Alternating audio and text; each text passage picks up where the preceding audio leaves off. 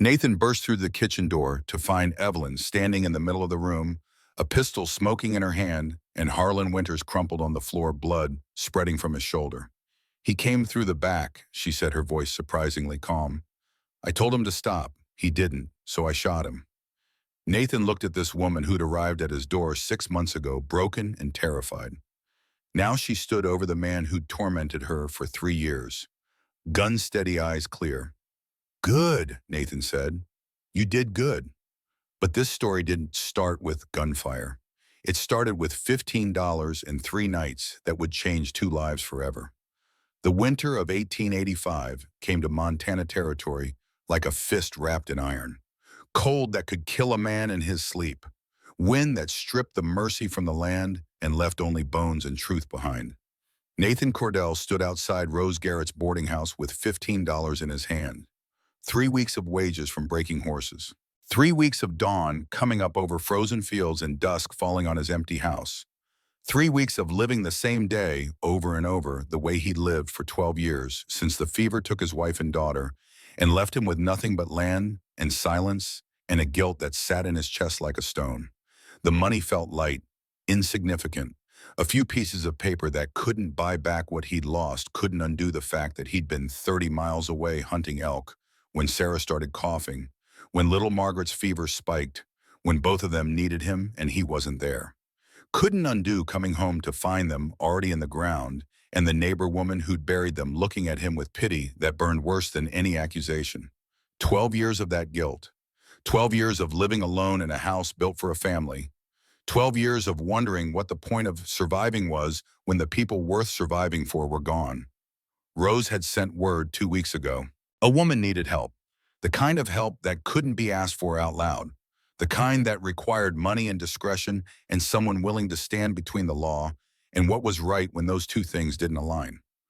$5 a night for 3 nights. Enough time to get the woman on a stage to Denver where she had family. Enough time for whatever was hunting her to lose the scent. Nathan had said yes without hesitation. Not because he was a good man. He'd stopped believing he was a good man the day he buried his family. But because for 12 years he'd been asking the universe for a chance to save someone, and maybe this was it. Maybe this was the only redemption a man like him would ever get. He looked through the frosted window of the boarding house. The woman sat with her back to him, shoulders hunched, like she was trying to fold herself into something too small to be noticed. Her hair was long and blonde, or had been once. Now it hung in tangles, dirty and dull. She wore a dress that might have been blue or gray or brown, the color leached out by wear and fear. Her hands were clasped in her lap, fingers twisted together so tight he could see the white of her knuckles from 20 feet away. She didn't move, didn't turn. Just sat there staring at nothing while the fire crackled in the hearth and the wind rattled the windows and the whole world pressed down on her with a weight Nathan recognized because he'd been carrying it for over a decade. Rose appeared in the doorway. She was 42, a widow herself, her husband dead from a logging accident that left her with 2 young children and a boarding house to run. She'd buried her grief in work the way Nathan had buried his in solitude. Different methods, same wound. "You sure about this?" Rose's voice was low, meant only for him.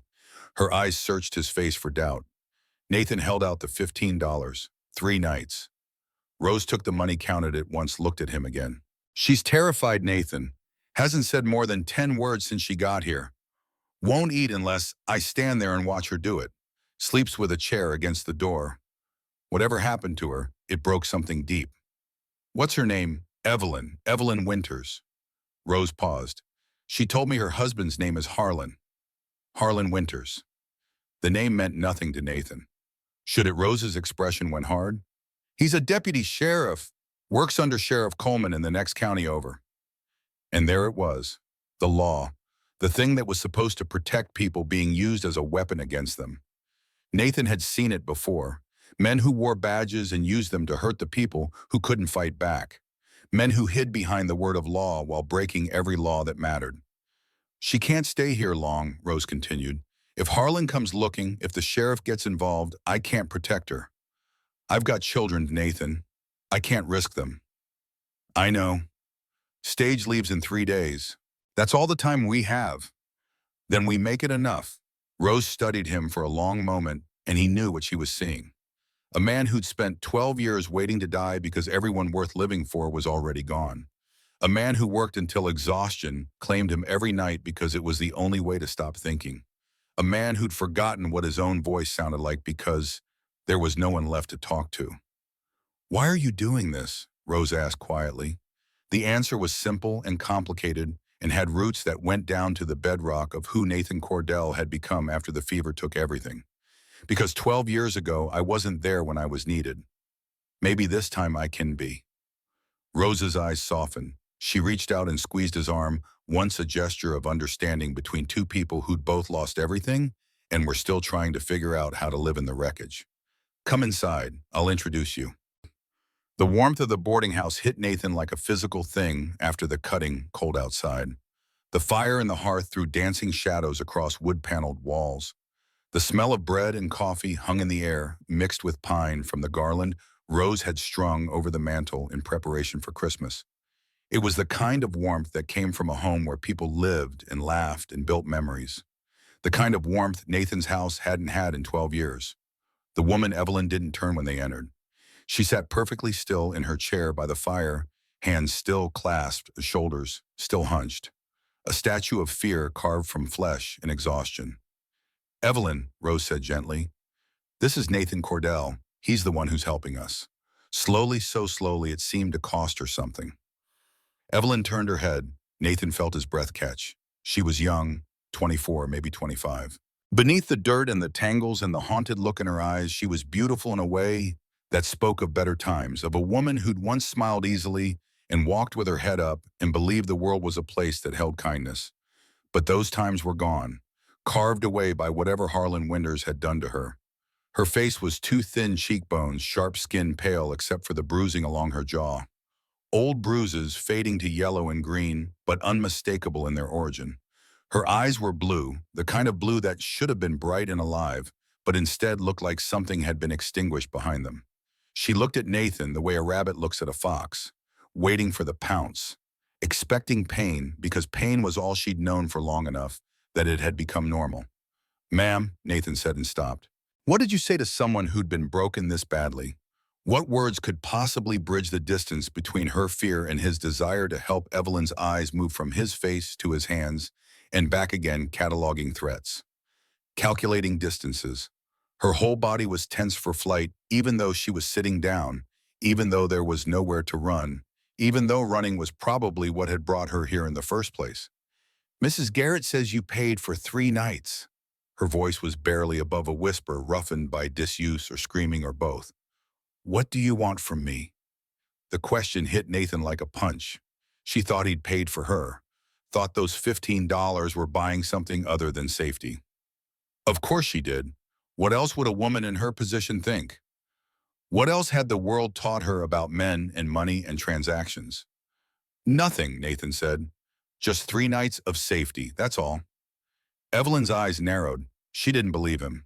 Why would she? Nobody gives something for nothing. "I'm not giving, I'm paying. There's a difference." "What difference?" Nathan moved carefully, telegraphing every motion, and pulled out the chair across from her. He didn't sit until she gave a tiny, almost imperceptible nod. Permission. Or maybe just resignation that he was going to do what he wanted anyway, so she might as well not waste energy fighting it. He sat, kept his hands visible on the table, made himself as non-threatening as a man his size could be. "The difference," he said quietly, "is that giving implies I'm owed gratitude. Paying means it's a transaction with terms. My terms are simple. You get 3 nights of a warm bed and food and a locked door between you and whatever you're running from. In 3 days, there's a stage to Denver. Mrs. Garrett says you have family there. You get on that stage, you start over, and you never look back. That's the whole transaction." Evelyn stared at him for a long moment. "Then you're lying." "No, ma'am. Men always want something." Nathan couldn't argue with that. In his experience, most men did. But he also knew that the men who'd hurt this woman had taught her to see all men through the lens of their cruelty, and breaking through that would take more than words. "I lost my wife and daughter aged 12 years ago," he heard himself say. The words came out before he could stop them, pulled from some deep place he usually kept locked. "Fever took them. while I was gone. I came home, and they were already buried. For 12 years, I've been asking Guam or fate or whatever's out there for a chance to save someone. Maybe this is that chance, maybe it's not. But I'm not asking anything from you except that you let me try. Something shifted in Evelyn's expression. Not trust, not yet, but maybe the first hairline crack in the wall of absolute terror. 3 nights, she whispered. 3 nights, Nathan confirmed. And then I'm free. The word caught in Nathan's chest. Free, as if freedom was something temporary, as if it was a gift he could give for 3 days and then take back, as if she didn't understand that freedom was supposed to be the default, not the exception. You're already free, he said. These 3 nights are just making sure you survive long enough to figure that out. Evelyn looked at him for a long moment, then turned back to the fire. Mrs. Garrett says my husband is a deputy sheriff. I know. You can't fight the law. Law and justice aren't always the same thing. He'll come for me. Let him. Evelyn's head snapped around, eyes wide.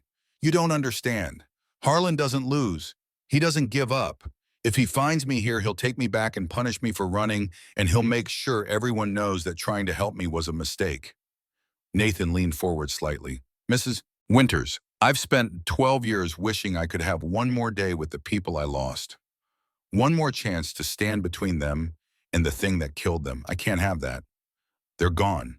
But you're here, and for 3 nights, I get to be the thing that stands between you and what's hunting you. That's not a burden. That's a gift. So let me do this. Let me be there this time. Tears welled in Evelyn's eyes, the first real emotion he'd seen break through the shell of fear. She blinked them back hard, refusing to let them fall, but they'd been there. Proof that somewhere under the terror and exhaustion, there was still a person who could feel something other than dread. 3 nights, she said again like she was testing the words, seeing if they held. 3 nights, Nathan agreed. Rose, who'd been standing quietly near the door, stepped forward. I'll show you to your room, Evelyn. Nathan will be in the parlor if you need anything. Evelyn stood slowly, carefully, like her body hurt.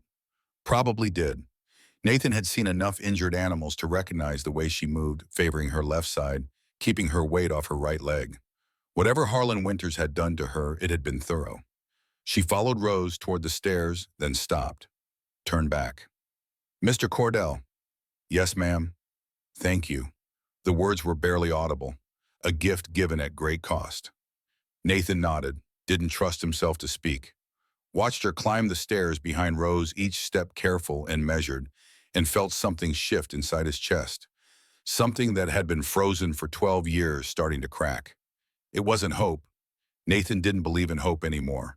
But it was something, purpose maybe, direction, a reason to be alive that went beyond simple stubborn refusal to die. 3 nights. That's all he'd paid for. 3 nights to keep one woman safe from a man who'd broken her. 3 nights to maybe finally do the thing he hadn't been able to do 12 years ago. It seemed like such a small thing, such an insignificant transaction in the grand scheme of a life. Nathan Cordell had no way of knowing that those 3 nights would become 3 decades. That the $15 in his hand would buy him back everything he'd lost and more. That the woman climbing those stairs would teach him that redemption wasn't found in the past, but built in the present, one careful step at a time. All he knew was that for the first time in 12 years, he felt like he had a reason to wake up tomorrow. And for now, that was enough. The night settled in around the boarding house like a living thing. Outside, the wind howled with a voice that sounded almost human, driving snow against the windows in waves that rattled the glass. Inside, the fire crackled, and the oil lamps cast warm circles of light against the darkness. And Nathan sat in the parlor, listening to the old house breathe around him. Rose brought him coffee, thick and strong, the way ranch hands liked it, and sat down across from him with her own cup. She's in the back room, Rose said quietly. Door-locked chair against it for extra measure. I told her you'd be down here all night. Don't think she believed me. Can't blame her for that. No. Rose sipped her coffee, studying him over the rim of the cup. You know what you're getting into. Helping a woman escape an abusive husband, I've got a general idea. It's more than that. Harlan Winters isn't just abusive. He's meticulous. Careful. The kind of man who knows how to hurt someone without leaving marks that matter to the law. The kind who can smile at church on Sunday and beat his wife on Monday, and nobody sees the contradiction because he's wearing a badge. Nathan's jaw tightened. He'd known men like that, had served with some during his time in the cavalry back before he'd mustered out and bought land and tried to build a life. Men who used authority as a weapon. Men who hid cruelty behind duty. How'd she get away? He went to Billings on business. 5-day trip. She waited until he was a full day gone, then walked out. Took nothing but the dress on her back. Walked 30 miles through snow to get here. Rose's expression was grim. She said she'd rather freeze to death in the wilderness than spend another day in that house. 30 miles, in winter. With injuries. The kind of desperation that drove someone to do that was the kind born from absolute hopelessness, from believing that death was preferable to one more day of what she'd been enduring. How long was she with him?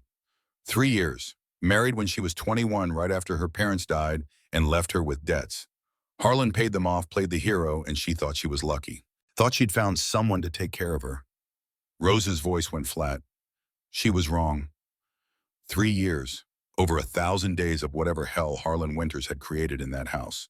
Nathan tried to imagine it and couldn't, didn't want to. Some horrors were beyond the reach of understanding for people who'd never lived them. The stage leaves Friday morning, Rose continued. She's got a cousin in Denver who doesn't know. Harlan doesn't know anything about the marriage. Fresh start.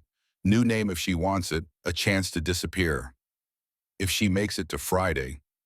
If she makes it to Friday, Wasim, Rose agreed. They sat in silence for a while, listening to the wind and the fire and the old boards of the house settling. Somewhere upstairs, a floorboard creaked.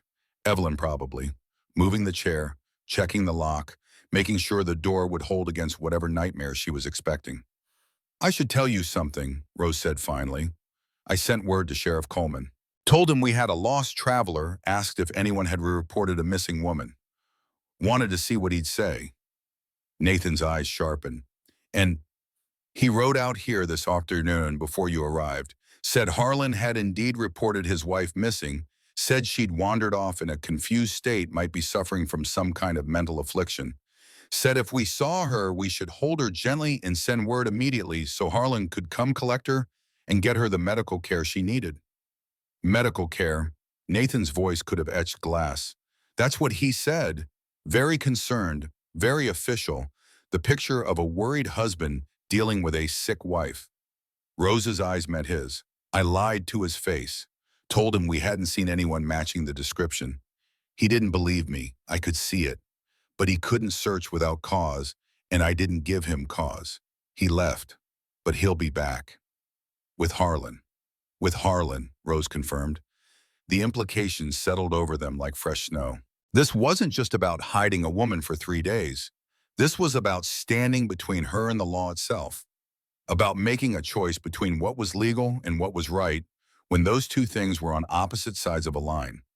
Nathan had made that choice once before years ago during the Indian Wars when he'd let a Cheyenne woman and her children escape instead of bringing them in.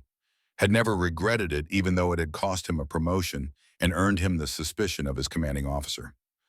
Some rules were made to be broken. Some orders were made to be ignored. I'm not backing down, he said. Rose nodded. Didn't think you would. But I needed you to know what's coming. Harlan will be here.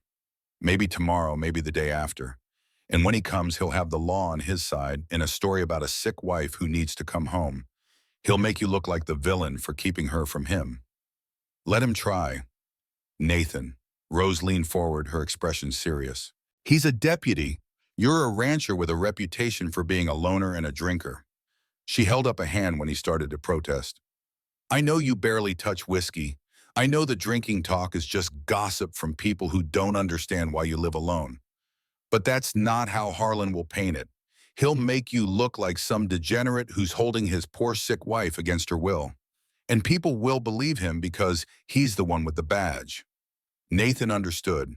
He'd seen it before by authority trumping truth, credentials trumping character. The way the world worked when you didn't have power was that power defined reality, and if you couldn't fight power with power, you had to be willing to fight it with something else. Stubbornness, maybe, or sheer bloody-minded refusal to yield. 3 nights, he said. All I need is 3 nights. Friday morning, she's on that stage and gone. After that, Harlan can say whatever he wants. She'll be free. And what about you? You think he's going to just let this go? You're interfering with his property. That's how men like him see their wives, as things they own. You're stealing from him. Good, Rose smiled faintly. You're a stubborn man, Nathan Cordell. Yes, ma'am. She stood collected, the coffee cups paused. You know what Sarah would say about this if she were here? The mention of his dead wife hit Nathan like it always did, unexpected and sharp. He didn't talk about Sarah, didn't let people bring her up. But Rose had known her, had been friends with her, and sometimes the grief needed to be acknowledged instead of buried. What would she say? She'd say you're doing the right thing, and then she'd tell you to be careful because doing the right thing has a way of costing more than you expect. Rose's expression softened. I miss her. She was a good woman, a good friend. She was, Nathan agreed quietly. She'd be proud of you for this. Nathan didn't know about that.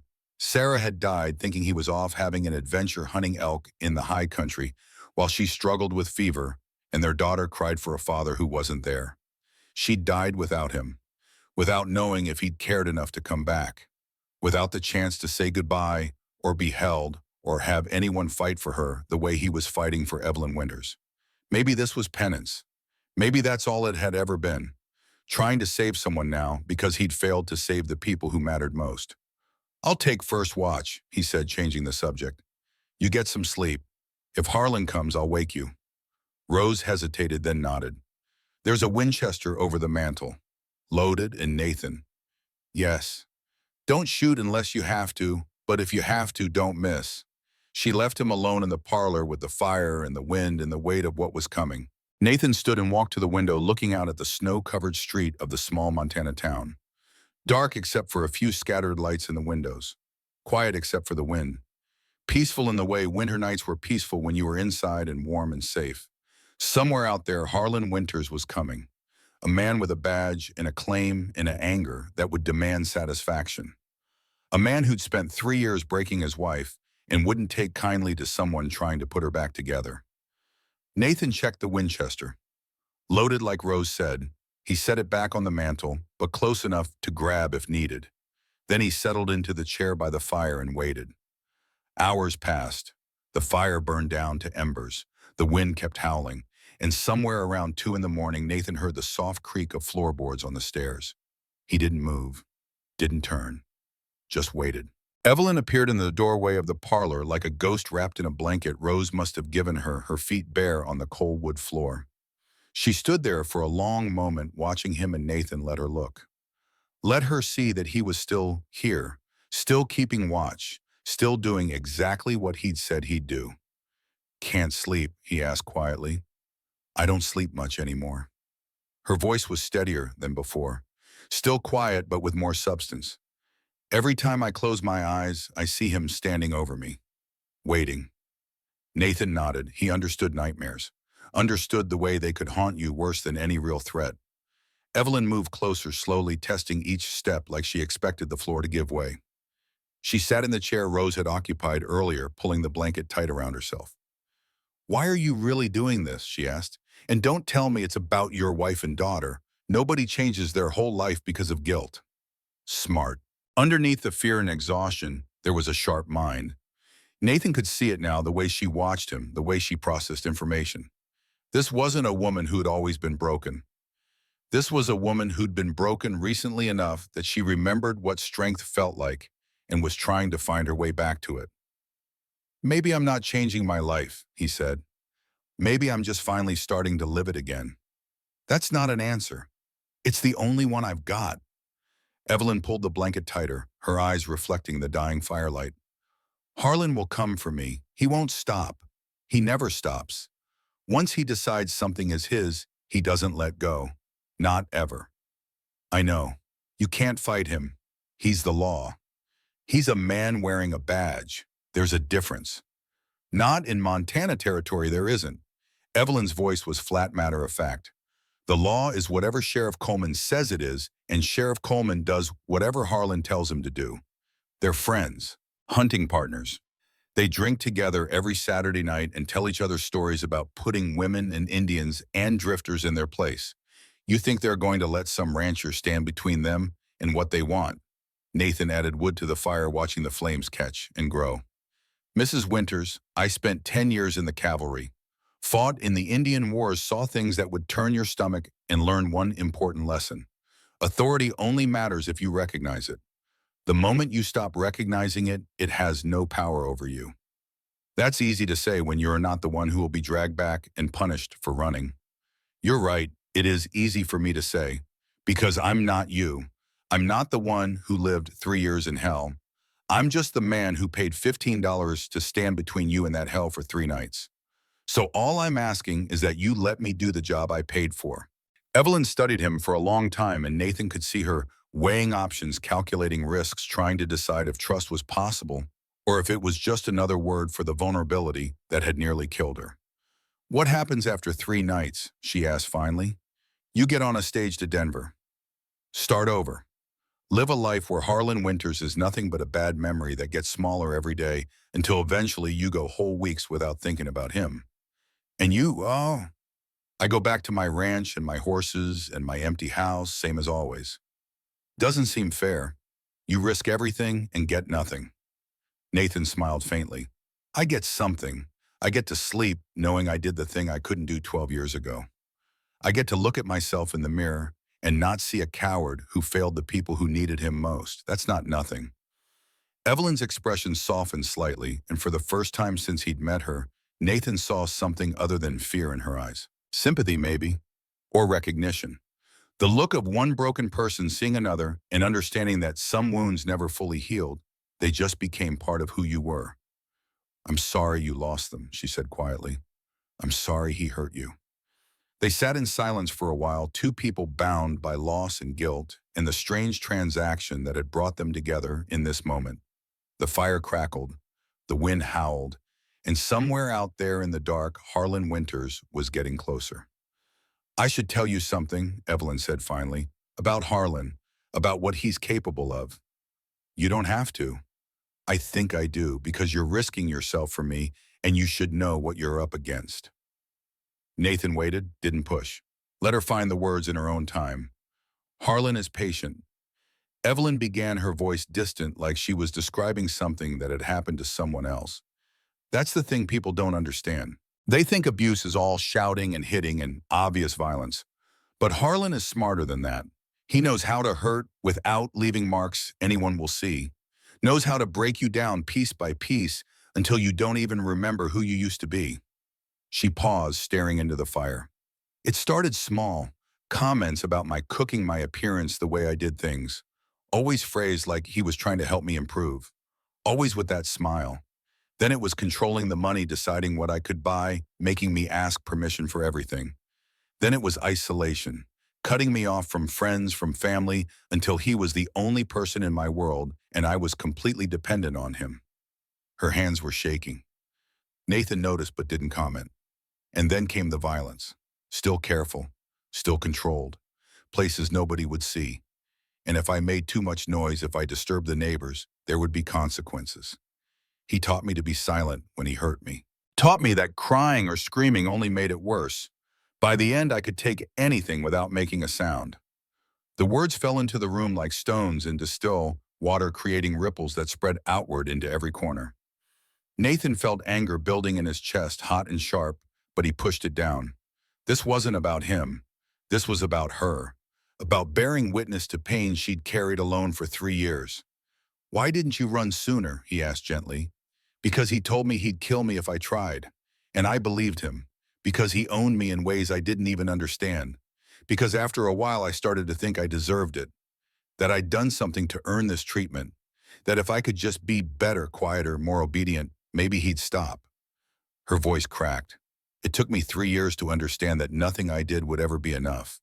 That he didn't hurt me because of something I'd done wrong. He hurt me because hurting me made him feel powerful. He's a coward, Nathan said flatly. Evelyn looked at him surprised. Any man who has to break a woman to feel strong is a coward, Nathan continued. Real strength is protecting people weaker than you, not exploiting them. Real power is using it to help, not harm. Harlan Winters isn't powerful. He's pathetic. And when he comes here, if he tries to take you back, I'm going to make sure he understands that. Something shifted in Evelyn's expression. The fear was still there, probably always would be, but beneath it, Nathan saw the first spark of something else. Hope, maybe, or just the possibility of hope. The tiniest crack in the armor of absolute despair she'd been wearing. He'll kill you, she whispered. He can try. I'm serious, Mr. Cordell. Harlan doesn't lose. He doesn't back down. If you stand between him and what he wants, he'll destroy you. He'll use the law, use his friends, use whatever he has to. And he won't stop until you're broken or dead or so ruined that helping me becomes the worst decision you ever made. Nathan leaned forward, his expression serious. Mrs. Winters, I've been dead inside for 12 years. There's not much Harlan Winters can do to me that life hasn't already done. So let him come. Let him bring the sheriff and the law and whatever else he's got. I've got 3 nights paid for, and I don't quit in the middle of a job. Evelyn stared at him, and Nathan watched something happen in her eyes. A transformation. The victim he'd seen cowering by the fire was still there, but beneath her, like a river running under ice, was the woman she used to be. The woman who'd had strength and dignity and self-worth before Harlan Winters spent 3 years beating it out of her. That woman was starting to remember herself, starting to believe that maybe, just maybe, there was a way out that didn't end with her dead in a ditch or back in that house of horrors. 3 nights, she said softly. 3 nights, Nathan confirmed. What if that's not enough? What if he comes tomorrow? What if the stage is delayed? What if... Then we deal with it, one problem at a time. Right now, the only thing that matters is getting through tonight. Tomorrow we'll worry about tomorrow. Evelyn nodded slowly, then so quietly he almost missed it. Thank you. You already thanked me. I know, but I don't think I meant it before. I think I was just saying what I thought you wanted to hear. This time I mean it. She met his eyes. Thank you for being here, for not running, for being the first person in 3 years who looked at me and saw something worth saving. Nathan felt something crack in his chest, some wall he'd built 12 years ago, starting to crumble. You were always worth saving, Mrs. Winters. You just forgot for a while. But you're remembering now, I can see it. And they sat together in the quiet of that Montana night, 2 broken people finding unexpected strength in each other's company, while the wind howled outside and the fire burned low, and somewhere in the darkness, Harlan Winters drew closer to the confrontation that would define all their futures. Neither of them knew it yet, but those 3 nights Nathan had paid for were already transforming into something larger. Something that would span decades instead of days. Something that would prove that redemption wasn't found in the past, but built in the present. One careful, painful, beautiful moment at a time. But for now, all they had was this. 1 night down, 2 to go, and a promise that Nathan Cordell would keep no matter what it cost him. Because some debts were worth paying, some fights were worth having, and some people were worth saving, even if it meant standing alone against the law and the world, and everything that said you were wrong, especially then. Dawn came to Montana territory with the kind of cold that turned breath to ice and made the world seem carved from glass. Nathan stood on the porch of Rose's boarding house, watching the sun climb over the distant mountains, painting the snow-covered landscape in shades of gold and pink that would have been beautiful if he hadn't been waiting for a storm. Harlan Winters was coming. Nathan could feel it, the way animals feel approaching weather, a disturbance in the air, a tension that had nothing to do with temperature and everything to do with violence waiting to happen. Behind him, the door opened. Rose stepped out wrapped in a heavy shawl, carrying 2 cups of coffee that steamed in the frigid air. She's still sleeping, Rose said, handing him a cup. First real sleep she's had since she got here. Maggie's with her. Nathan took the coffee gratefully. Maggie Chen. Sent for her last night after you and Evelyn talked. Figured we needed a doctor to look at her injuries, document them in case we need evidence. Rose's expression was grim. Maggie finished the examination an hour ago. It's bad, Nathan. Worse than I thought. Nathan's jaw tightened. How bad? 3 cracked ribs that healed wrong, burns on her back and arms from being held against a hot stove, scars on her wrists from being tied up, evidence of prolonged starvation, and internal injuries that Maggie says are consistent with repeated sexual assault. Rose's voice was flat, clinical, but Nathan could hear the fury underneath. Maggie's documenting everything, says it's the worst case of domestic abuse she's seen in 20 years of practicing medicine. The coffee turned bitter in Nathan's mouth. He'd known it was bad. Evelyn's fear had told him that. But hearing the details, understanding the systematic cruelty Harlan Winters had inflicted, made the anger in Nathan's chest burn hotter. Will it be enough for the law? Rose's laugh was bitter. You think the law cares about what happens to a woman in her own home? Harlan's her husband. As far as Montana territory is concerned, what he does to her is his business. Unless we can prove attempted murder, she has no legal standing to leave him. That's insane. That's reality. Rose sipped her coffee, her eyes on the horizon. But Maggie knows someone who might help. Sarah Blackwood, a lawyer from Helena, one of the only female lawyers in the territory. She's been fighting for women's rights for years, has managed to secure divorces for women in situations like Evelyn's. Maggie sent a telegram last night. Sarah's coming. A small spark of hope flickered in Nathan's horizon. When she'll be on today's train, should arrive by this afternoon. Rose paused. But Nathan, even if Sarah can help, even if she can file for divorce, that's a process that takes months, possibly years. And during that time, Evelyn is still legally married to Harlan, still legally his property, still subject to his authority. Not if she's in Denver. You think Harlan won't follow her to Denver? You think a man who spent 3 years breaking her is going to let her just walk away? Rose turned to face him fully. This isn't going to end with her getting on a stage and disappearing. This is going to be a fight, a long, ugly fight through the courts and possibly outside them. Are you prepared for that? Nathan met her eyes. I paid for 3 nights, but if she needs more than 3 nights, if she needs someone to stand with her through whatever comes, then I'm not walking away. Rose studied him for a long moment, and Nathan saw understanding dawn in her expression. This wasn't just about guilt anymore. Wasn't just about saving someone because he'd failed to save his family. Something had shifted in that quiet conversation by the fire. Something that made Evelyn Winters matter in a way that went beyond simple duty. You care about her, Rose said softly. I barely know her. That's not what I asked. Nathan looked out at the snow-covered street, at the town waking up to another frozen morning, at the life he'd built on solitude and guilt and careful distance from anything that might hurt him again. I see her and I see Sarah, not because they're alike, but because they both deserve someone to fight for them, and I failed one of them. Maybe I can't fail both. That's not fair to you or to her. Evelyn isn't Sarah. She's not a replacement for what you lost. I know that. Nathan's voice was rough. But maybe that's not what this is. Maybe this is just 2 broken people helping each other remember how to be human again. Before Rose could respond, the sound of horses broke the morning quiet. 2 riders coming down the main street, moving with purpose. One wore a sheriff's badge that caught the morning light. The other was dressed in dark wool, expensive, well-tailored, his face handsome in a way that probably charmed most people. But Nathan had seen enough predators to recognize one, regardless of how pretty the packaging was. That's him, Rose said quietly. Harlan Winters. Nathan set down his coffee cup and stepped off the porch into the street, positioning himself between the riders and the boarding house. Rose stayed on the porch, her hand resting on the doorframe, ready to call for help if needed. The riders stopped 10 feet away. Sheriff Coleman was in his 50s, heavy-set, with the kind of face that suggested he'd spent more time at the saloon than chasing criminals. But his eyes were sharp, assessing Nathan with the calculation of a man who knew how to read threats.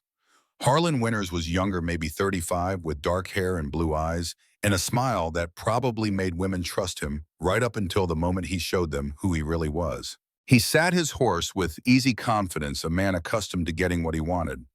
Morning, Sheriff Coleman said, his voice carrying the false friendliness of someone performing civility. You Nathan Cordell? I am. Sheriff Coleman, this here is Deputy Harlan Winters. We're looking for his wife, Evelyn. Mrs. Garrett said yesterday she hadn't seen her, but we thought we'd check again. Sometimes in the cold, people get confused about what they've seen. It was a threat wrapped in courtesy, a suggestion that Rose had lied and that lying to a sheriff had consequences. Mrs. Garrett told you the truth, Nathan said evenly. If she says she hasn't seen your wife, Deputy, then she hasn't seen your wife. Harlan's smile never wavered, but something cold flickered in his eyes. Mr. Cordell, I appreciate your loyalty to Mrs. Garrett, but you'll have to forgive me if I don't take your word for it. My wife is very ill. She suffers from mental afflictions that make her confused, prone to wandering. I'm very worried about her, especially in this cold. If someone was hiding her even with good intentions, they'd be putting her in danger. The performance was flawless. Concerned husband, worried about his sick wife. Every word calculated to paint him as the victim and anyone helping Evelyn as misguided at best, criminal at worst. Nathan had seen this before too. During the Indian Wars, officers who committed atrocities and then wrote reports that made their victims sound like the aggressors. The way power rewrote reality to suit itself.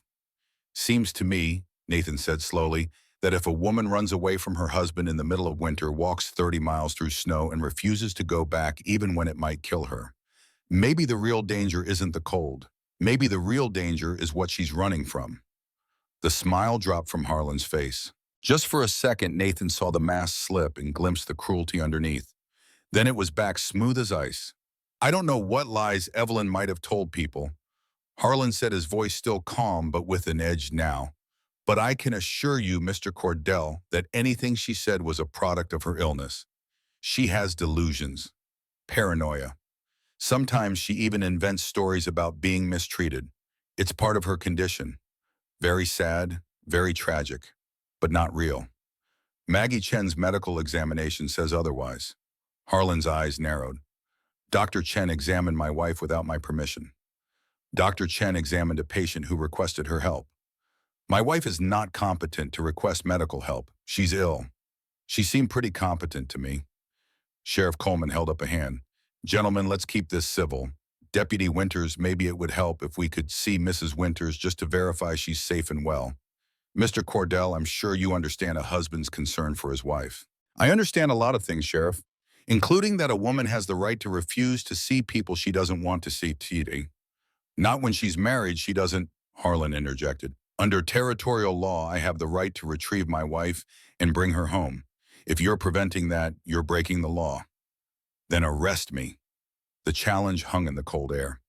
Sheriff Coleman shifted in his saddle, clearly uncomfortable. This wasn't how he'd expected this to go. Small-town sheriffs didn't like confrontation with landowners who had money and reputation. It made things complicated. Mr. Cordell, Coleman said carefully, I don't want to arrest anybody. I just want to resolve this peacefully. If Mrs. Winters is here and she's safe, maybe we can all sit down and talk like reasonable people. There's nothing to talk about, Harlan said, his voice hard now, the pretense of civility dropping away. She's my wife. She belongs to me. And I'm taking her home whether you like it or not. Belongs to you. Nathan's voice went dangerously quiet. She's a person, not property. The law says otherwise. The law is wrong. Harlan's hand moved toward the gun on his hip. Not drawing, not yet, but the threat was clear. Sheriff Coleman tensed, recognizing that this was about to turn violent. Deputy Coleman said sharply, keep your hand away from that weapon. He's harboring my wife. I'm protecting a woman who asked for protection, Nathan corrected. Same thing. Not even close. The moment stretched taut like a rope pulled to breaking point. Nathan could see the calculations happening in Harlan's eyes. Could this be resolved with violence? How many witnesses were there? What story could be told afterward that would make killing Nathan Cordell justifiable? Then the boarding house door opened, and Evelyn stepped out onto the porch. She looked different than she had the night before. Maggie must have helped her wash and braid her hair. She wore a clean dress borrowed from Rose. The bruises on her face were more visible in daylight, impossible to miss or explain away. She stood straight, despite obvious pain, and when she looked at Harlan, her expression held fear, but also something Nathan hadn't seen before. Defiance. Hello, Harlan, she said quietly. Harlan's face transformed, shifting from anger to false warmth so quickly it was almost impressive. Evelyn, sweetheart. Thank God. I've been so worried. You wandered off again. Come on down here and let's get you home where you can rest. I didn't wander off. I left. Now, honey, you know you're not well. You get confused. It's not Uwer's fault, but you need to come home now. Dr. Morrison is waiting to see you. We'll get you the help you need. I don't need help. I need to be away from you. The words landed like stones. Harlan's smile flickered, his control slipping just slightly. Evelyn, don't make this harder than it needs to be. You're embarrassing yourself, embarrassing me. These people don't understand. They think they're helping you, but they're just making things worse. The only thing that made things worse was marrying you. Nathan saw Harlan's hand clench on his reins, saw the flash of rage in his eyes before he locked it down. This wasn't going the way Harlan had planned. He'd expected to find Evelyn cowering, ready to be rescued from her own delusions. Instead, he was being publicly defied, and for a man who built his identity on control, that was unacceptable. Sheriff, Harlan said tightly, I want that woman arrested for abandoning her marital duties. And I want Cordell arrested for kidnapping and unlawful restraint. Coleman looked uncomfortable. Now, Deputy, I don't think we need to. I said arrest them. Harlan's voice cracked like a whip. That's an order. You're a deputy, not a sheriff. You don't give me orders. Then I'm filing formal charges, today.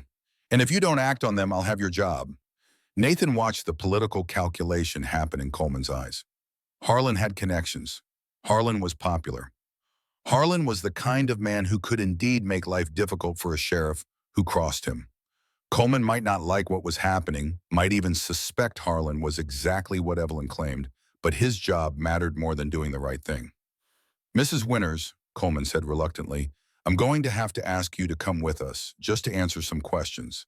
Clear this all up. No, Evelyn's voice shook but held firm. Ma'am, that wasn't a request. She said no, Nathan interjected. You want to take her, you go through me. Mr. Cordell, I don't want trouble.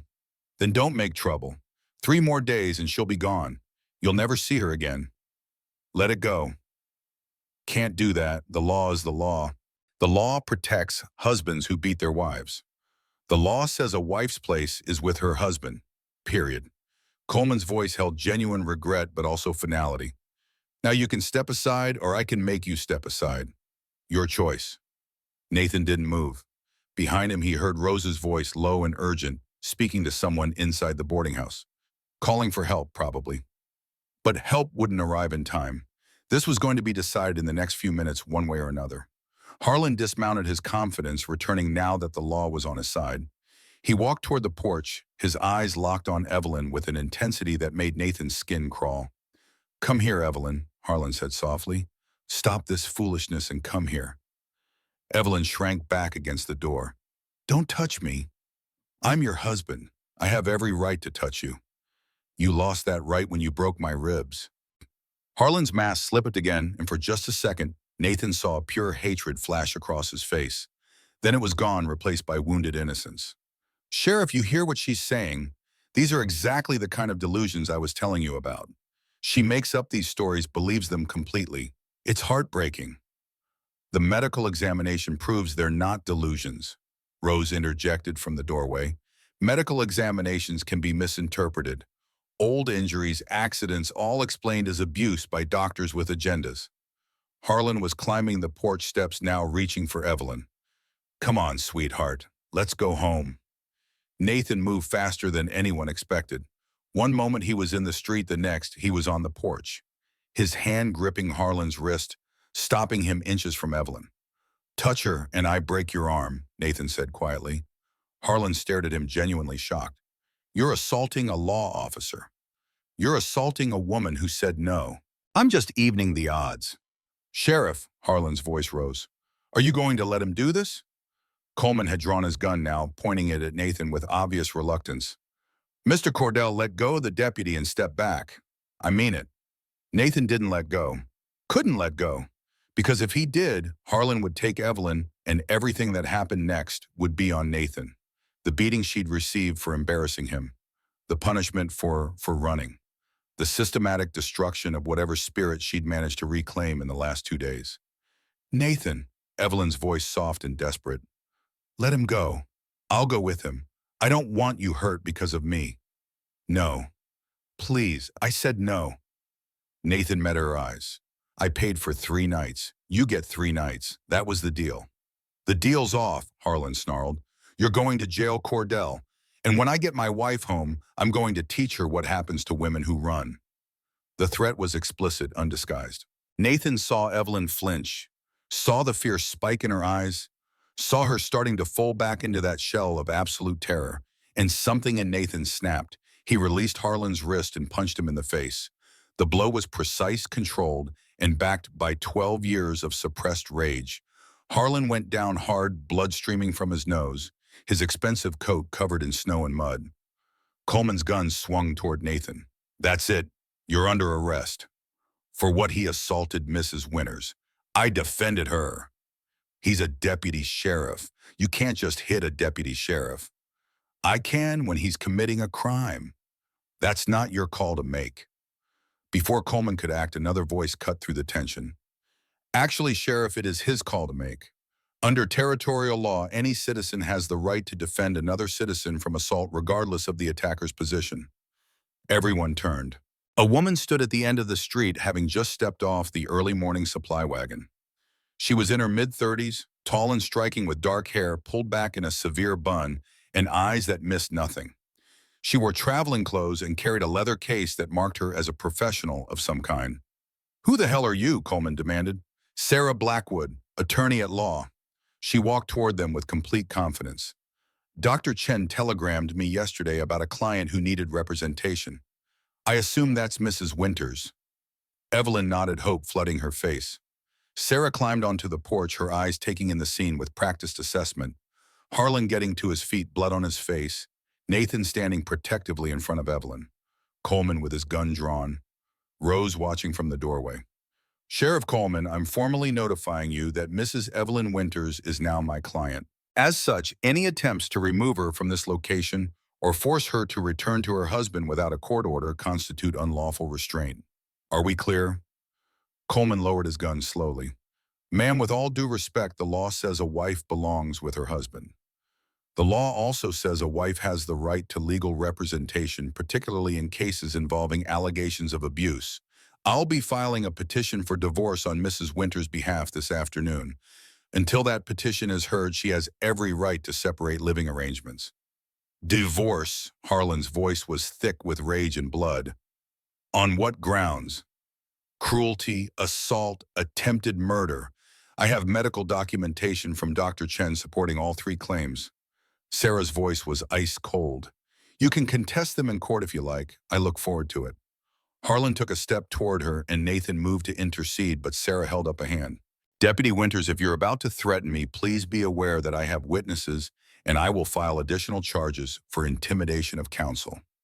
Your career is already hanging by a thread. Don't make it worse."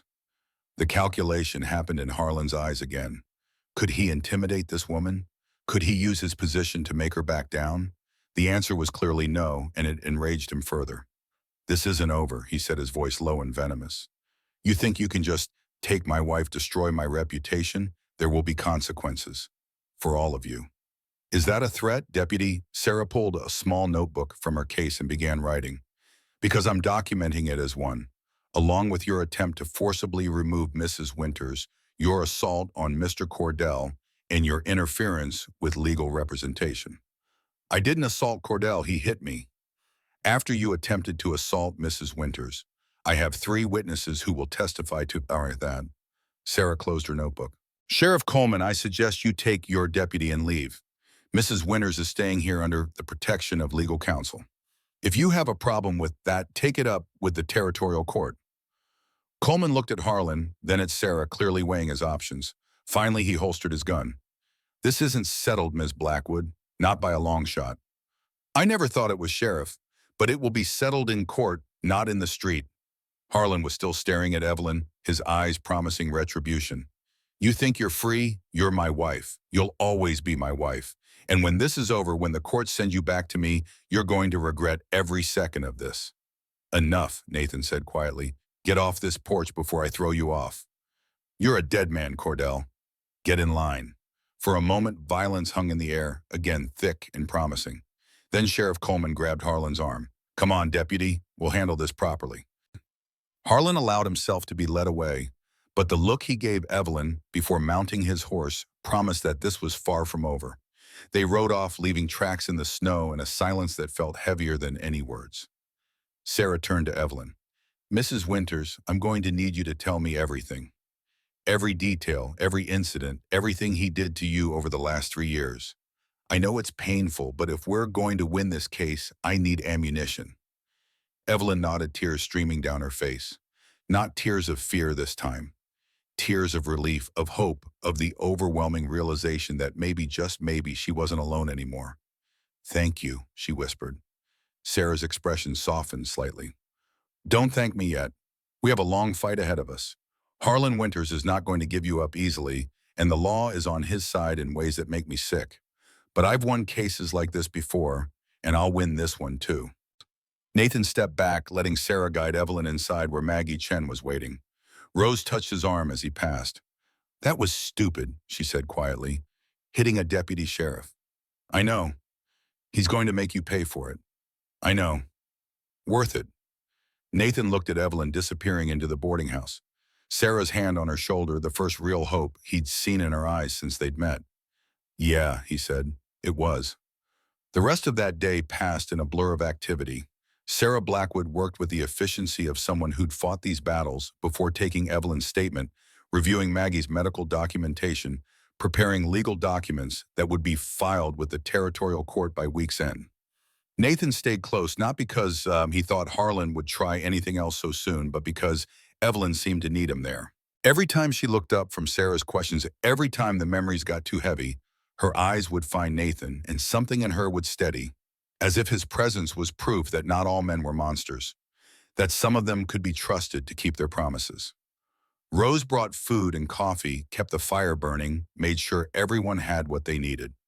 Maggie stayed to monitor Evelyn's physical state, giving her something for the pain that flared when she had to relive her worst moments. By late afternoon, Sarah had everything she needed. The petition will be filed Monday, she told them, gathering her papers. The court will set a hearing date, probably 2 months out given their backlog. Until then, Evelyn, you need to stay somewhere. Harlan can't find you easily. She can stay at my ranch, Nathan heard himself say. Everyone looked at him. Sarah with sharp assessment, Rose with knowing resignation, Maggie with a small smile. Evelyn with something that might have been gratitude, or might have been fear, or might have been both. Mr. Cordell, Sarah said carefully, are you aware of what you're suggesting? Having an unmarried woman live at your ranch while her divorce is pending will give Harlan ammunition. He'll claim impropriety, adultery, all sorts of things that could damage the case. Let him claim what he wants. My ranch is isolated, defensible, and 15 miles from town. If Harlan wants to get to her there, he'll have to come through me. That's exactly what concerns me. Ms. Blackwood, I paid for 3 nights of safety, but somewhere between night 1 and now I realize 3 nights isn't enough. This woman needs protection until her case is settled, and I'm offering it. If that causes problems for the divorce, we'll deal with them. But I'm not letting her go back into danger just because it's legally inconvenient. Sarah studied him for a long moment, then turned to Evelyn. This is your decision. You can stay here with Rose, though that leaves you vulnerable to harassment. You can go to Denver like originally planned, though that makes attending court hearings difficult. Or you can accept Mr. Cordell's offer, which provides protection, but comes with risks to your reputation and possibly your case. What do you want? Evelyn looked at Nathan, really looked at him like she was trying to see all the way down to his soul. Will you teach me to shoot? She asked quietly. Yes. Will you teach me to defend myself? Yes. Will you promise that if Harlan comes, you won't let him take me? I promise, yes, yo. Then I'll go to your ranch. Sarah sighed but nodded. All right, but we do this carefully.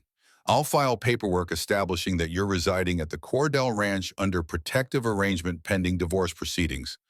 We'll make it official, documented above board. Reduce ammunition for their side. Whatever you need to do, Nathan said. By evening, it was settled. Evelyn would stay at Rose's for 1 more night while Nathan prepared the ranch. Tomorrow he'd come back for her, and they'd begin the next phase of this strange journey they'd stumbled into together. Nathan was preparing to leave when Evelyn caught him at the door.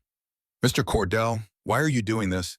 And please don't tell me it's about your wife and daughter. This is more than that now. This is changing your whole life for a stranger. Why? Nathan looked at her, at this woman who'd been broken and was trying so hard to put herself back together, and realized he didn't have a good answer. Or rather, he had too many answers, and none of them felt adequate. Maybe, he said slowly, because for 12 years I've been half alive. going through the motions, existing but not living. And in the last 2 days, I felt more alive than I have since the fever took everything. Maybe that's selfish. Maybe that makes me a bad person for using your tragedy to feel something again. But it's the truth. Evelyn reached out slowly, carefully, and touched his hand. Just her fingers on his, a connection that cost her visible effort. Thank you for being honest. That's all I know how to be. Good. She withdrew her hand but held his gaze.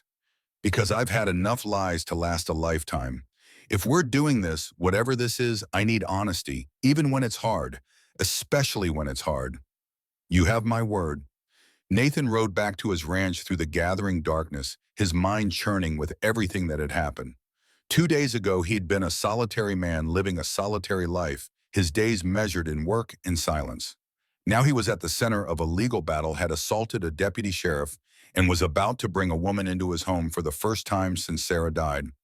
The house was cold when he arrived, the way it always was. He built a fire in the main room, another in the spare bedroom that had once been Margaret's. Cleaned dust that had accumulated for 12 years. Changed sheets. Made the space as welcoming as a man who'd forgotten how to welcome anyone could make it.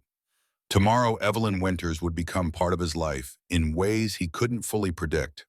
Tomorrow, the isolation he'd built so carefully would crack open, and another person would inhabit his space, his routine, his carefully constructed walls against feeling anything. Part of him was terrified. Part of him couldn't wait. Nathan stood at the window of his ranch house, looking out at the snow-covered land that stretched to the mountains, and felt something shift in his chest. That wall he'd built 12 years ago, the one that kept him safe from feeling anything, was crumbling. Evelyn Winters was teaching him that maybe safety wasn't the same as living, that maybe feeling pain again was the price of feeling anything at all. And maybe, just maybe, that was a price worth paying. The second night of 3 was ending. Tomorrow would bring the third. And after that, well, Nathan had stopped thinking of this as a 3-night arrangement. This was something else now, something larger and more complicated and infinitely more fragile. He'd paid $15 for 3 nights of keeping one woman safe. He had no idea he was buying back his life one careful day at a time. The Cordell Ranch sat in a valley 15 miles north of town, protected on 3 sides by pine-covered ridges and on the 4th by a creek that ran clear even in winter. Nathan had chosen the land 12 years ago because it was defensible, isolated, and beautiful in a way that hurt to look at. The kind of beauty that reminded you what you'd lost. He brought Evelyn there on a cold March morning, with the sun breaking through clouds and the snow starting to melt in patches. She sat beside him on the wagon seat, wrapped in blankets. Rose had insisted she take her few belongings in a trunk behind them. She hadn't said much during the ride, just watched the landscape roll past with eyes that seemed to be cataloging escape routes even as she was moving towards safety. He brought Evelyn there on a cold March morning, with the sun breaking through clouds and the snow starting to melt in patches. She sat beside him on the wagon seat, wrapped in blankets. Rose had insisted she take her few belongings in a trunk behind them. She hadn't said much during the ride, just watched the landscape roll past with eyes that seemed to be cataloging escape routes even as she was moving towards safety.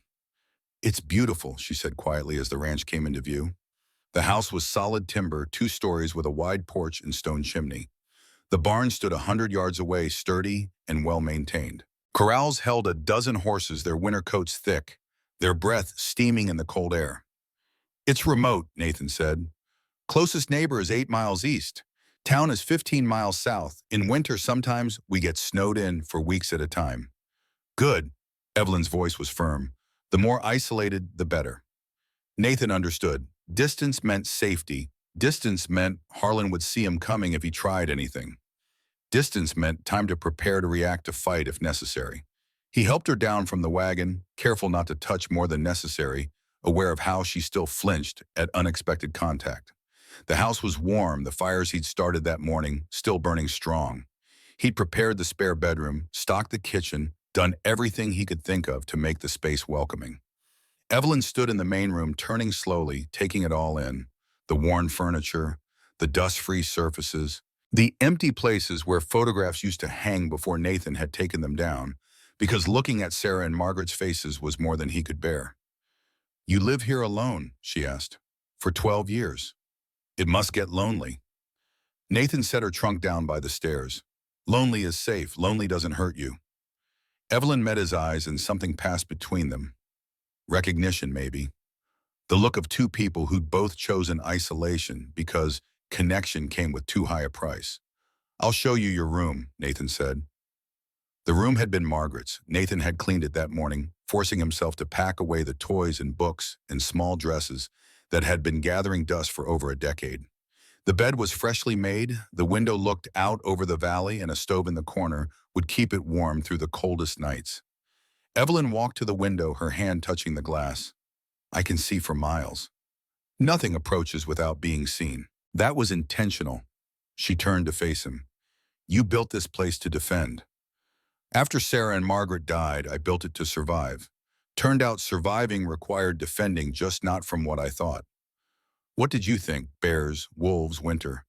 The things that kill you from outside." Nathan leaned against the doorframe. "Didn't realize the worst things are the ones you carry inside. The memories, the guilt, the what-ifs that eat at you until there's nothing left." Evelyn nodded slowly. "I know those things. They've been eating at me for 3 years. Maybe we can help each other starve them out." "Maybe." She looked around the room again. "This was your daughter's room." It wasn't a question. Nathan wondered how she knew. Maybe something in the air, some ghost of the child who had once lived here. Maybe just the way his expression changed when he looked at the space. "Yes. I don't want to take her room if it's too painful. It's been painful for 12 years. Having someone use it again might make it less painful, might give the room a purpose beyond being a shrine to what I lost." Nathan straightened. "Besides, you need a safe place to sleep. This is the safest room in the house. Bolt on the door window that doesn't open from outside, and I'm right across the hall if you need anything." Evelyn crossed to the door, examining the heavy bolt Nathan had installed that morning. "You did this for me. I did it for both of us. You need to feel safe enough to sleep. I need to know you are protected. This solves both problems." She tested the bolt, sliding it home with a solid thunk. When she turned back, there were tears in her eyes. "Nobody's ever made me feel protected before. Not even before Harlan. My parents loved me, but they were old and tired and poor. They couldn't protect me from creditors or hunger or the world. And then they died and Harlan came, and I thought he was protecting me by paying their debts, but really he was just buying me, putting me in a different kind of cage." "This isn't a cage," Nathan said quietly. "I know, that's why I'm crying." They stood in the silence of that old house, two damaged people trying to figure out how to be human again, and Nathan felt something crack wider in his chest.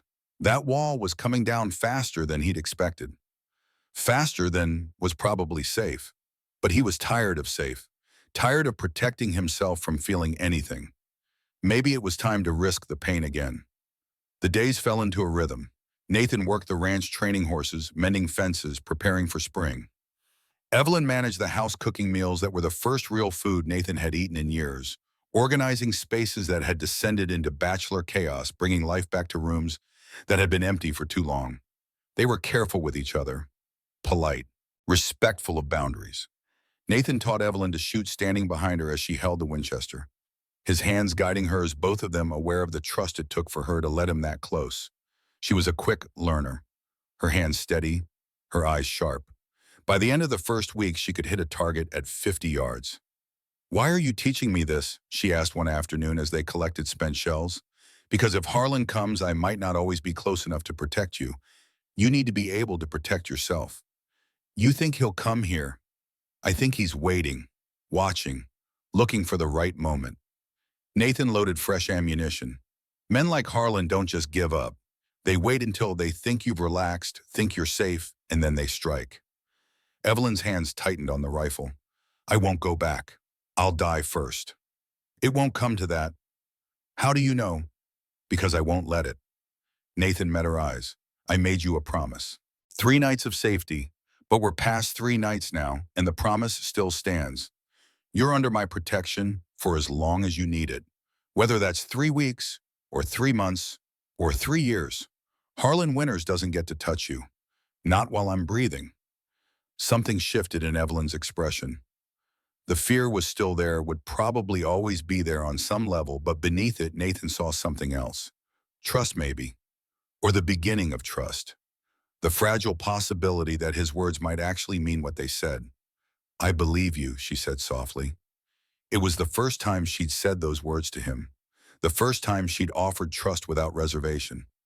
And Nathan felt the weight of that trust settle over him like a mantle, a responsibility he would die before betraying. They walked back to the house in comfortable silence, the spring sun warm on their faces, the snow melting into rushing creeks, the world waking up from winter. And for the first time in 12 years, Nathan didn't dread the coming of spring, didn't see it as just another cycle of seasons passing, while he stayed frozen in grief. This spring felt different. This spring felt like possibility. 2 weeks became 4. 4 became 6. The legal proceedings crawled forward with bureaucratic slowness. Sarah Blackwood filed motions, gathered evidence, prepared for a court date that kept getting pushed back because territorial courts were overwhelmed and women's rights cases weren't considered priorities. Harlan filed counter motions claiming mental defect, claiming Evelyn was being held against her will, claiming Nathan had poisoned her mind against her loving husband. Sheriff Coleman was forced to investigate, riding out to the ranch twice to verify Evelyn was there voluntarily. Each time she confirmed it.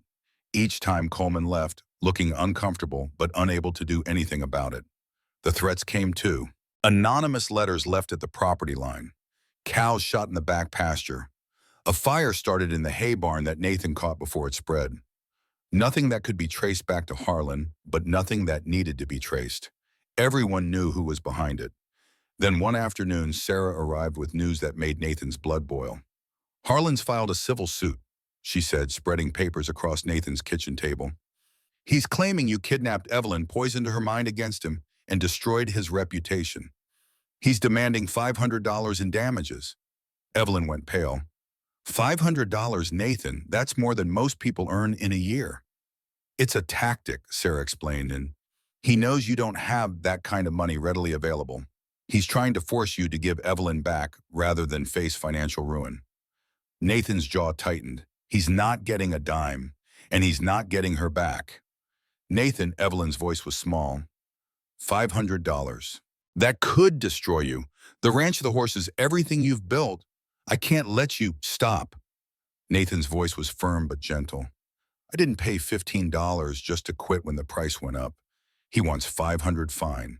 I'll sell every horse I own if I have to, but you're not going back to him." Sarah leaned forward. "There's another option. We can fight this in court. It'll take time, but if we can prove Harlan's claims are fraudulent, if we can show the abuse, we might not have to pay anything." "How long?" Nathan asked. "The hearing is set for June. 3 months. 3 more months of uncertainty. 3 more months of Harlan's shadow hanging over them." But Nathan had made a promise and he intended to keep it. "We fight," he said simply. "He's trying to scare you into giving up," Sarah said during one of her visits, "trying to make protecting Evelyn cost more than you're willing to pay." "He's failing," Nathan said flatly. "I know. But Nathan, this could get worse before it gets better. Harlan is unraveling. I've seen it before. Men like him can't handle losing control. When they can't get what they want through legal means, they turn to illegal ones. Let him come. That's what I'm afraid you'll say." Sarah glanced at Evelyn, who was inside preparing lunch. "She's changing, getting stronger. I can see it. She was always strong, just forgot it for a while." "And are you changing too?" Nathan considered the question. Was he changing? Or was he just remembering who he'd been before grief hollowed him out? Either way, the answer was the same. "Yeah," he said, "I am." The court date was finally set for early June, 3 months after Evelyn had arrived at Nathan's ranch. 3 months of healing, of learning to trust again, of discovering that not all men were Harlan Winters and not all futures were prisons. But 5 days before they were scheduled to appear in court, everything changed. Nathan was in the far pasture checking fence lines when he heard the gunshots. 3 rapid cracks that echoed off the valley walls and sent his heart into his throat. He ran for the house, Winchester in hand, covering the distance faster than he'd ever moved. His mind filled with images of Harlan finally making his move, finally deciding to take by force what the law wouldn't give him. He burst through the kitchen door to find Evelyn standing in the middle of the room, a pistol smoking in her hand, and Harlan Winters crumpled on the floor, blood spreading from his shoulder. For a moment, Nathan couldn't process what he was seeing. Then his training kicked in. He checked Harlan, found a pulse saw. The wound was serious, but not immediately fatal. Looked up at Evelyn, who was trembling, but still holding the gun steady. He came through the back, she said, her voice surprisingly calm. Broke the window. I told him to stop. He didn't, so I shot him. Nathan saw the broken glass, saw the crowbar Harlan had dropped, saw the whole scene reconstructing itself in his mind. Harlan had waited until Nathan was in the far pasture, had approached from the blind side of the house, had broken in intending to take Evelyn by force. But Evelyn had been ready, had been armed, had done exactly what Nathan taught her to do. Good, Nathan said. You did good. Rose arrived 20 minutes later with Sheriff Coleman, having heard the shots from her visiting spot at the neighboring ranch. Coleman took one look at the scene and his expression went carefully neutral. Mrs. Winters, I need to hear what happened. Evelyn told the story clearly without emotion, while Maggie Chen worked on Harlan's shoulder. Coleman took notes, asked questions, examined the broken window and the crowbar. When he was finished, he holstered his notepad and looked at Evelyn with something that might have been respect. Ma'am, I'm ruling this self-defense. Deputy Winters broke into your residence with clear intent to assault or abduct you. You defended yourself with appropriate force. No charges will be filed. Harlan, conscious now, but weak from blood loss, tried to protest. She's my wife. I was trying to bring her home. You broke into another man's property with a crowbar, Coleman said flatly. That's not legal retrieval. That's breaking and entering with intent to commit a felony. You're lucky she just shot you in the shoulder. I want her arrested. For what? Defending herself. Coleman shook his head. Deputy Winters, I'm placing you under arrest for attempted assault, breaking, and entering an abuse of authority. You'll be transported to the territorial jail in Helena, pending trial. Harlan's face went white. You can't do this. I'm a deputy. You were a deputy. As of right now, you're suspended pending investigation. And honestly, Harlan, after seeing this, after seeing what you've done, I'm recommending full termination and criminal prosecution. For the first time since Nathan had met him, Harlan Winters looked genuinely afraid. The mask of control had shattered. The man underneath was pathetic, small, and terrified of facing consequences for his actions. She's ruined me, Harlan said, looking at Evelyn with hatred. You've destroyed everything I built. Evelyn met his eyes without flinching. No, Harlan, you destroyed yourself. I just survived it. They took Harlan away in chains. Maggie stayed to treat Evelyn for shock, though she seemed remarkably calm. Rose stayed to help clean up the broken glass and the blood. And Nathan stood on the porch watching the wagon carry Harlan Winters toward a jail cell, toward the justice that had been too long delayed. It's over, Evelyn said quietly, coming to stand beside him. The immediate danger is, but the court case still needs to happen. The divorce still needs to be finalized. I know, but the worst part is over. He can't hurt me anymore. She looked at Nathan and her eyes held something new. Not just trust or gratitude, but something deeper. Something that made Nathan's breath catch. Because of you. Because you kept your promise. I always keep my promises. I'm starting to understand that. They stood together in the fading light and Nathan felt something shift. Some final barrier between them dissolving. For months, they'd been two broken people, sharing space, helping each other heal. But somewhere along the way, it had become more than that. Somewhere between teaching her to shoot and watching her find her strength again, Nathan had stopped seeing her as someone to protect and started seeing her as someone to build a life with. The realization should have terrified him, should have sent him running back into the safety of isolation. But instead, it felt right, inevitable. Like every choice he'd made since that winter night outside Rose's boarding house had been leading to this moment. Evelyn, he said carefully, when this is all over, when the divorce is final and you're legally free, what are you going to do? She was quiet for a long moment. Then, I don't know, I thought I'd go to Denver, start over somewhere. Harlan could never find me. But now I'm not sure that's what I want anymore. What do you want, honestly? She turned to face him fully. I want to stay here. I want to keep learning to shoot and ride and be strong. I want to wake up to mountains and silence and the feeling that I'm safe. I want to keep having dinner with you and Russ and Sarah and Maggie. I want to be part of this life we've been building together. Nathan's heart was pounding. That life we've been building, is that what this is? Isn't it these last 3 months we've been more than just a man protecting a woman? We've been partners, friends, maybe something more than friends if we're being honest. Are we being honest? I'm trying to be. Evelyn's voice shook slightly. I'm terrified, Nathan. Terrified of feeling anything for another man after what Harlan did to me. Terrified that I'm confusing gratitude with something else. Terrified that I'm broken in ways that can't be fixed. But I'm also tired of being terrified. Tired of letting fear make all my decisions. So I'm telling you the truth. I want to stay. The question is, do you want me to, Nathan looked at this woman who'd come into his life as a victim and transformed into a warrior, who'd shot the man who'd tormented her and stood her ground in front of the law, who'd brought life back into his empty house and reminded him what it felt like to care about someone again. I want you to stay, he said quietly, not as someone I'm protecting, as someone I'm building a life with, as an equal partner in whatever comes next. Even though I'm damaged, we're both damaged.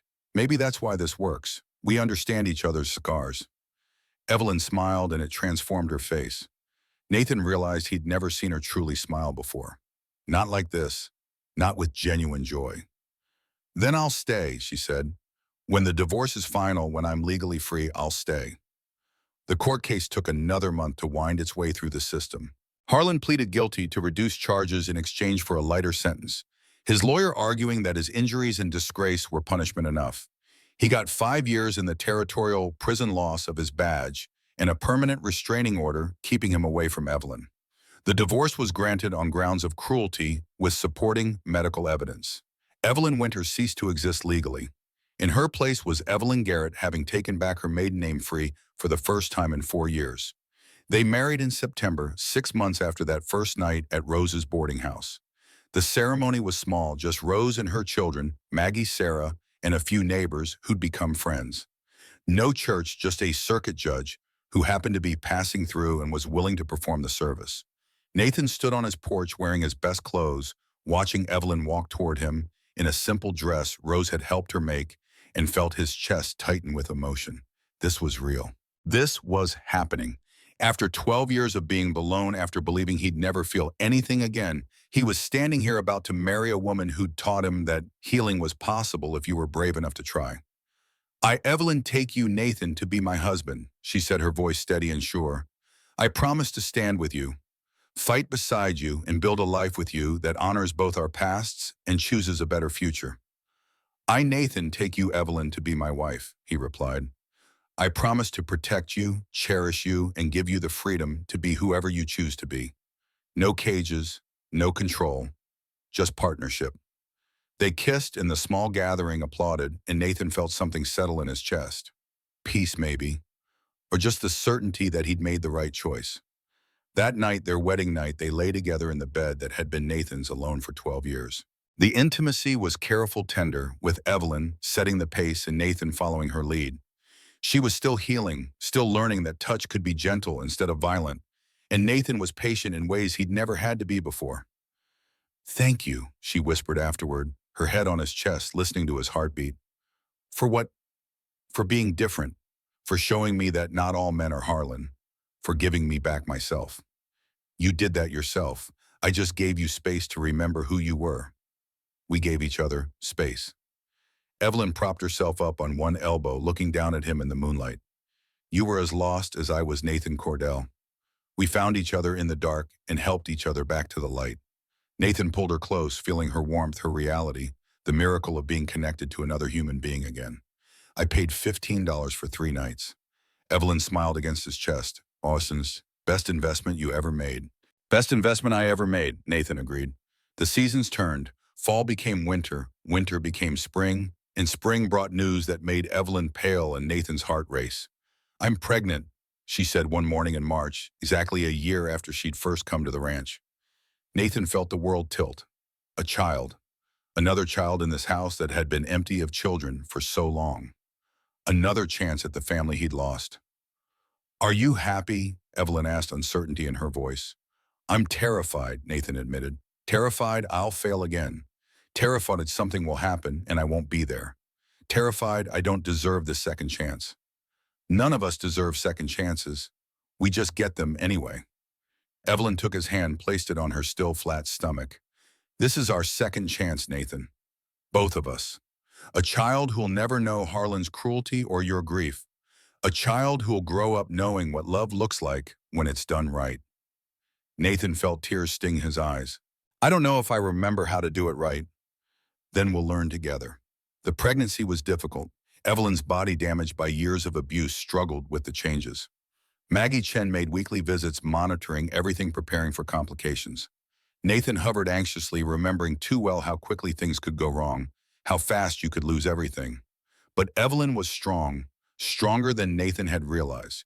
She worked through morning sickness and back pain and fear, determined to bring this child into the world healthy and whole. In December, 2 weeks before Christmas, with snow piling high outside and Rose and Maggie both present, Evelyn went into labor. It lasted 14 hours.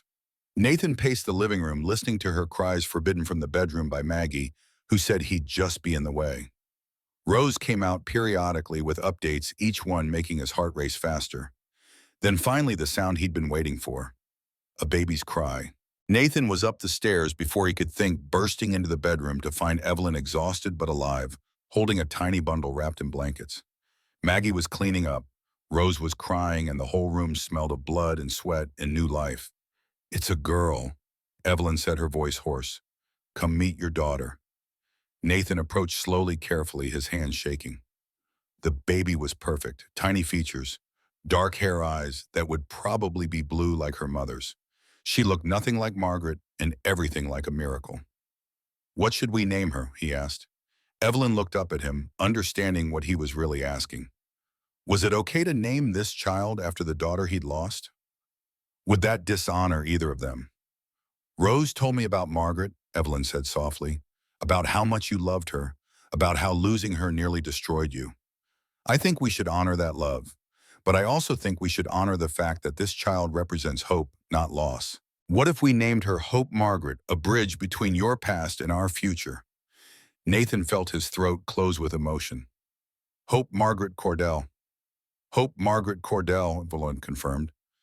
He held his daughter for the first time, feeling her tiny weight, her warmth, her absolute trust that the world would keep her safe. And Nathan made her the same promise he'd made Evelyn, that he would protect her, that he would be there, that he would not fail this time. The winter that followed Hope's birth was the hardest Nathan had known in years, but for different reasons than before. Not the hardness of loneliness, but the beautiful exhaustion of new parenthood.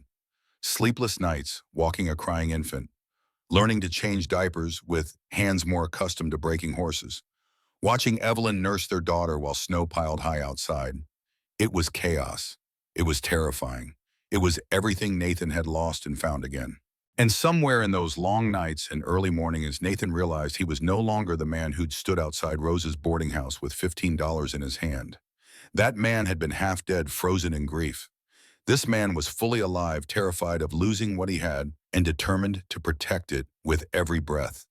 The years that followed were full in ways Nathan had forgotten life could be full. Hope grew into a bright, curious child with her mother's determination and her father's quiet strength. 2 more children followed Emma when Hope was 3 and Samuel 2 years after that. The house that had been empty for so long rang with laughter and arguments in the chaos of family life. Evelyn thrived. The broken woman who'd arrived at his ranch transformed completely into someone strong and whole. She learned to ride like she'd been born to it, managed the ranch books with precision, and became known throughout the territory as someone who helped other women escape bad situations. Rose's boarding house became a stop on an underground railroad of sorts, moving abused women to safety, and Evelyn was at the center of it. Nathan watched her become the person she was always meant to be, and felt grateful every day that he'd been there at the right moment to help her remember herself. Sarah Blackwood became the first female judge in Montana Territory, appointed to the bench in 1895. She used her position to expand women's rights, making it easier to divorce, easier to own property, easier to escape abusive situations. Evelyn testified at dozens of hearings, her story becoming the foundation for legal precedents that would protect thousands of women. Maggie Chen finally earned the respect she deserved, her practice growing to serve patients who traveled from hundreds of miles away because they'd heard about the Chinese doctor who treated everyone with equal care, regardless of race or status. Rose's children grew up and started families of their own, but she never remarried, saying she'd found her purpose in helping others and didn't need a man to complete her. And through it all, Nathan and Evelyn built a life together. Not perfect, never perfect, but honest and real, and full of the kind of love that came from seeing each other's worst moments and choosing to stay anyway. Harlan Winters died in prison in 1891 from tuberculosis. Nathan didn't tell Evelyn for 3 days, waiting to see if she'd notice his relief. When he finally did tell her, she was quiet for a long moment. "I thought I'd feel something," she said. "Satisfaction or relief or even pity, but I just feel nothing. He's been dead to me for years. His actual death doesn't change anything." "Does that bother you?" "No, it means he doesn't have power over me anymore. Not even the power to make me feel relief at his death." She looked at Nathan. "Thank you for that, for giving me back the power to feel nothing about him." Time moved forward, the way it always does, relentless and indifferent to human wishes. Children grew into adults. The ranch expanded, new neighbors arrived, some stayed, others moved on. The Montana Territory became the state of Montana in 1889, bringing with it new laws and new possibilities. And through it all, Nathan kept the same promise he'd made that winter night in 1885. To protect Evelyn, to stand with her, to build a life that honored both their pasts while choosing a better future. The years accumulated, 30 of them stacking up like cordwood, each one adding to the fire that warmed their lives. In 1915, Nathan Cordell was 78 years old. His hair was white, his hands were gnarled with arthritis, but his eyes were still clear. He sat on the porch of the ranch house that had seen so much life, watching his grandchildren play in the yard, while Evelyn, 54 now, but still beautiful, sat beside him in comfortable silence. Their children had grown into remarkable people. Hope married a lawyer and worked alongside Sarah Blackwood, continuing the fight for women's rights. Emma ran a boarding school for girls, teaching them independence and strength. Samuel took over the ranch, raising horses that were known throughout the state for their quality. "Do you remember," Evelyn asked suddenly, "that first night at Rose's boarding house when you paid $15 for 3 nights?" Nathan smiled. "I remember thinking it was the most money I'd ever spent on something so simple." "Simple," Evelyn laughed. "There was nothing simple about it." "No," Nathan agreed. "There wasn't." They sat in silence for a while, watching the sun paint the mountains in shades of gold and purple. The same mountains Nathan had looked at for 40 years, but they'd never seemed as beautiful as they did with Evelyn beside him. "I have something for you," Evelyn said. She reached into her apron pocket and pulled out a leather-bound journal worn with age. "I've been writing in this since the first day I arrived, every day for 30 years. I thought you should read it." Nathan took the journal carefully, reverently. "What is it?" "Our story, from my perspective." Evelyn smiled. "Open it to the first page." Nathan did his reading glasses, perched on his nose. The handwriting was shaky, the letters formed by someone whose hands had trembled with fear. "Day 1, a stranger paid for 3 nights. I don't understand why. I don't trust it. I don't trust him. But for the first time in 3 years, I slept without locking myself in a closet. For the first time in 3 years, I didn't wake up terrified. I don't know what these 3 nights will bring, but tonight I'm grateful to be breathing." Nathan felt his throat tighten. He turned pages, reading entries from those early days. Her fear, her gradual trust, her realization that he meant what he said. The day she shot Harlan, the day they married, the births of their children, 30 years of life chronicled in careful handwriting that grew steadier with each passing year. "Why?" he asked, his voice rough. "Because I wanted to remember, wanted to document the journey from broken to whole, wanted our children and grandchildren to know that no matter how dark things get, there's always a path back to the light if you're brave enough to take it." Evelyn took his hand. "And I wanted you to know what you gave me. Not just safety or protection or even love. You gave me back myself. Every entry in that journal is proof that you kept your promise." Nathan looked at the journal, at the record of 30 years built on a foundation of $15 and 3 nights of promised safety. "I paid for 3 nights and got a lifetime." "We both did," Evelyn said. She leaned against him, her head on his shoulder, the way she'd done countless times over the decades. 3 nights that changed everything. The sun set over the Montana mountains, painting the sky in colors that had no names. In the yard, grandchildren played their laughter, carrying on the evening breeze. In the barn, Samuel was checking on a mare about to foal. In the house, Hope was setting the table for the family dinner they still had every Sunday. This was what $15 had bought. This was what 3 nights had become. Not just safety or survival, but an entire world built on the foundation of one man's decision to help and one woman's courage to accept that help. Nathan Cordell had thought he was paying for 3 nights of keeping one woman safe. He'd actually been buying back his life, buying back his capacity to love, buying back his belief that good things could happen if you were willing to take the risk. And Evelyn Garrett Cordell had thought she was accepting 3 nights of temporary refuge. She'd actually been claiming her future, claiming her strength, claiming the life she deserved. 3 nights became 30 years. $15 became a family. A transaction became a transformation. And two broken people became whole by helping each other heal one careful, painful, beautiful day at a time. That night, as Nathan sat by the fire reading Evelyn's journal, he came across an entry from their wedding day. Today I married Nathan Cordell, not because I need him to survive, but because I want him to share my life. That's the difference 30 years makes. From needing safety to choosing partnership. From running from one man to running toward another. From 3 nights to forever. He paid $15. I'm giving him everything, and somehow that feels exactly right. Nathan closed the journal and looked at Evelyn, asleep in her chair by the fire, a slight smile on her face. 30 years, 10,000 days, 240,000 meals shared, 3 children raised, countless storms weathered together. He thought about Sarah and Margaret, the family he'd lost. For so long, he'd believed loving them had been a mistake because losing them had hurt so much. But sitting here now holding Evelyn's journal, he understood something he hadn't before. Loving them hadn't been a mistake. Losing them had been a tragedy. But that tragedy had taught him how to love again when the opportunity came. Had taught him that people were worth fighting for, worth risking pain, for worth choosing every single day. He thought about Harlan Winters dead in an unmarked grave, his cruelty ending, with him leaving no legacy but pain that had been overcome. And he thought about the choice every person makes, whether to use their power to hurt, or to help to break, or to build to destroy, or to create. Nathan had chosen to help. Evelyn had chosen to heal. And together they'd built something that would outlast them both. The next morning, Nathan woke early as always. Evelyn was already up making coffee, humming a tune he didn't recognize. Through the window, he could see Samuel working with a young mare using the same patient techniques Nathan had taught him.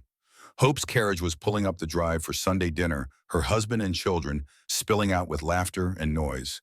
This was what $15 had bought. Nathan walked up behind Evelyn and wrapped his arms around her waist. She leaned back into him, comfortable and warm and real. "What are you thinking about?" she asked. "That night at Rose's boarding house, when I had $15 and you had nothing but fear." Evelyn turned in his arms, her eyes meeting his. "And now I have everything, and so do you." She smiled, that same smile that had transformed her face on the day she agreed to stay. 3 nights became 30 years. Best 3 nights of my life. Mine too. They stood together in their kitchen, two people who'd found each other in the darkest moments and chosen to build toward the light. Outside, their family was gathering. Inside, coffee was brewing, and bread was rising, and the fire was warm. 3 nights, $15. A promise kept, a life redeemed. Nathan Cordell had thought he was paying for temporary safety. He'd actually been buying back his soul. And Evelyn Garrett Cordell had thought she was accepting temporary refuge. She'd actually been reclaiming her life. The mountains stood eternal outside their window. The creek ran clear. The horses grazed in the pasture. And in the Cordell Ranch house, two people who'd been broken found themselves whole. Not because the broken parts had been fixed, but because they'd learned that broken things could still be beautiful, still be strong, still be worth loving. 3 nights that became forever. The best investment either of them ever made. And as Sunday dinner began with children and grandchildren filling the house with life and laughter and love, Nathan caught Evelyn's eye across the table and saw in her expression what he felt in his heart. Gratitude. Not for being saved, but for being seen. Not for being protected, but for being trusted. Not for being fixed, but for being loved exactly as they were, scars and all. That night, after everyone had gone home after the dishes were washed and the fire banked, Nathan and Evelyn stood on their porch looking at the stars. Do you ever wonder, Evelyn asked quietly, what would have happened if you hadn't paid those $15? Nathan pulled her close. Every day. And every day I'm grateful I did. Me too. They went inside together, closing the door on the Montana night, stepping into the warmth they'd built with their own hands, their own courage, their own refusal to let the past define their future. 3 nights, 30 years, forever.